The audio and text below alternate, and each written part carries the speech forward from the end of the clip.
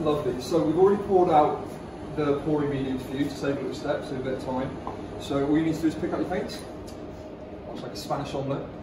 Flip it. Yeah, exactly. So we're going to start like this. This is the flip pour. This is where the name comes from.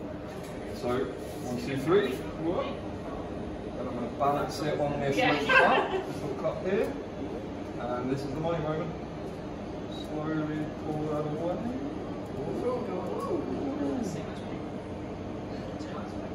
Projects in very different ways. Cover the whole canvas. Yeah, it's cool, isn't it? Yeah. Ooh,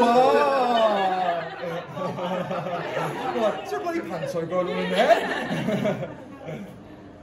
And that is pretty much it. Let's get that last corner.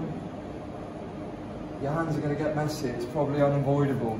It's one of the great joys of painting. Sick. And then you're just going to let it rest. Got that bit of light. It's alright. I didn't like pointed one, just like. No, it does. I would just say. Yes.